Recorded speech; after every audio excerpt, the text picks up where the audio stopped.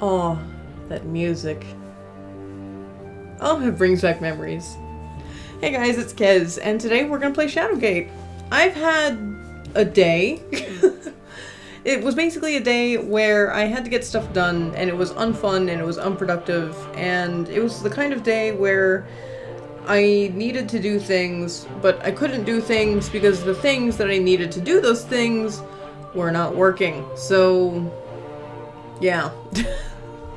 Anyway, I need to unwind, so I've got my gin and juice here with me, and I'm going to play Shadowgate. I actually played this game first on NES when I was a kid, so yeah, it's gonna be fun. Let's just hit new. You can see I played a little bit, so.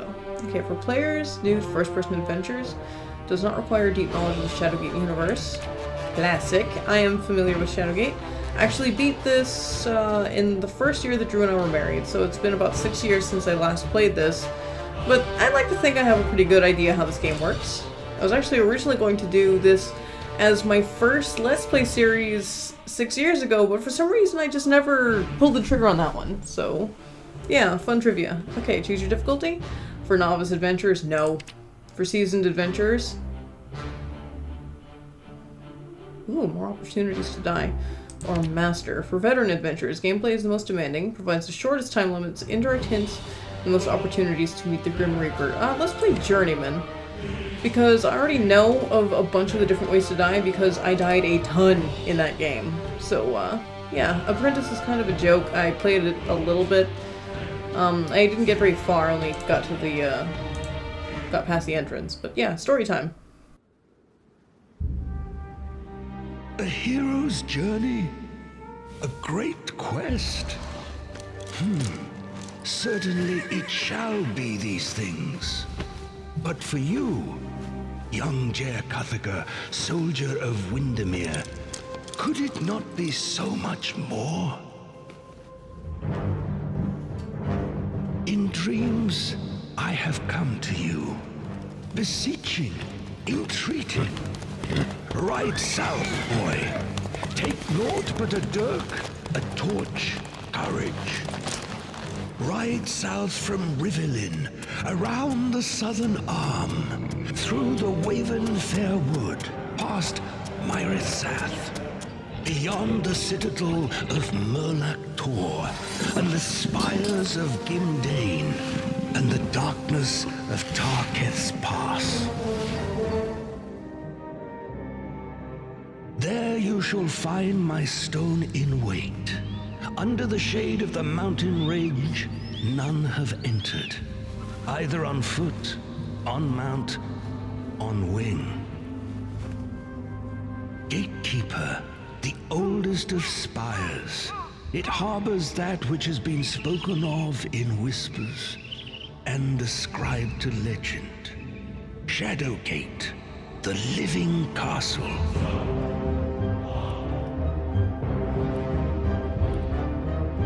But all is not as it should be. One of our own is now our great bane, a blight upon us. He has brought the ancient keep low, and it now lies fallow.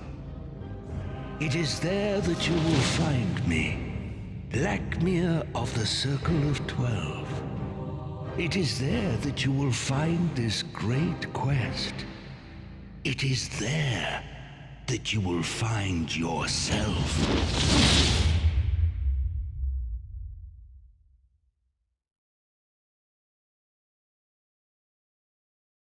Loading.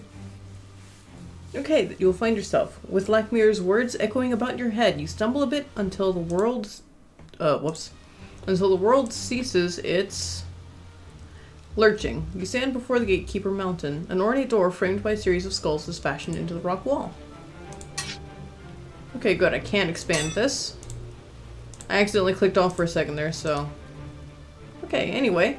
This is the entrance to the Shadowgate. You can actually interact with things, like you can look at this. Thick green roots twist through the dense foliage. You tug on the wet roots, but they slip from your grasp. In an irritating voice, the bleached skull speaks, "We've got no time to lose. Pick me up and let's start this adventure." He didn't talk in the NES version. Let's just pick him up. You nearly drop the skull and it begins to speak. About time, boy! You have no idea how long I've been here. You can call me Yorick. I have no recollection of how I got here, but I do know plenty about this castle. If you need help on this quest of yours, just speak to me and I'll give you a hint. A hint. I'll take this key. Okay, and let's see. There are 3 skulls missing here. There's a noticeable indentation on the archway. I think it used to be that there was a skull up here. Huh. Okay. Oh, I can hit Yorick? Or I can talk to him. Well, let's just look at what we have. We'll just take this key and use it on this door. You turn the key, unlocking the door. After a moment, you toss the key aside. Let's open the door. Let's walk through the door. That does get a little bit tedious. Without warning, a pair of glowing eyes... Vladimir was a fool to send a child to do that which even the vaunted Circle of 12 could not. Contain my growing power. Come if you wish. It makes little difference. Seal your fate within this living castle of the dead. I don't know why it bothered with this. You know, since he was just talking to us. Anyways, let's just take a look around here. These are torches on the walls that we absolutely need to take. Because over time, you'll notice, the torch starts to go out. Oh, and by the way, I'm just going to play this until either my voice starts to get hoarse, or I get bored, or, like, my husband comes home or something, or, you know, whatever.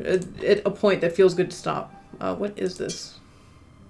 It is difficult to tell if the sling has seen battle, or was simply used by a shepherd to keep his flock safe. Take! What else do we have in here? What's this? The circular hatch is made of strange stone set securely within a mortared base. A low hum of power emanates within. Huh. And this... An ancient wooden lever protrudes from an iron plate set in the floor. Well, apprentice mode... Ooh, cool map. Apprentice mode will tell us whether something will hurt us or not, so... Let's just try stuff. I don't know whether Journeyman will warn us, though. So, I don't know, it might be interesting. Can I open this hatch? Despite your best efforts, you cannot open the hatch. It seems magically sealed. That's good to know. Well, let's try this one. The door is locked and therefore will not open. Well, let's use this key. Let's use this key on that. You struggle with both hands to turn the key in the stubborn lock. A satisfying click echoes through the chambers as you toss the key aside. Well, let's open the door. Walk on through. Yeah, this is the room where I stopped playing in apprentice mode. Let's just take the torches. Let's look this over. This rolled up parchment is secured with a dab of candle wax. Let's take it. And can I read it? Okay, this rolled up parchment is secured with a dab of candle wax. Can I open it? Now can I read it? You read the message scrawled on the scroll. Fandral, this missive is of utmost importance. We must coordinate our efforts. Seek my obelisk in the Acolyte Den below the sewers. I fear the worst is upon us, but I have plans in motion that may yet avert disaster. It is signed with the name Lakmir. Be carefully open the scroll, blah blah blah. We already read all that. Cool. Okay, he's dead, so that's probably a pretty strong frickin' hint that we shouldn't go messing with this thing. We might need it later. I don't actually remember for sure, but let's just take a look at it. Strange markings and glyphs line the stone pillar that enshrouds the statue. One that depicts a hooded figure with a darkened visage. Can we hit it with anything?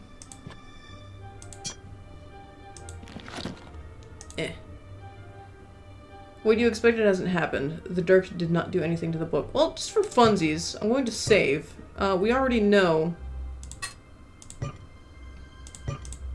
Anyway, we already know that I'm going to die here because of this, obviously. Pat down the corpse. Ooh. Well, whatever. We're gonna die, and then we'll go, see what it is. Okay, you touch that? As you lift the tome from the altar, the earth rumbles beneath your feet.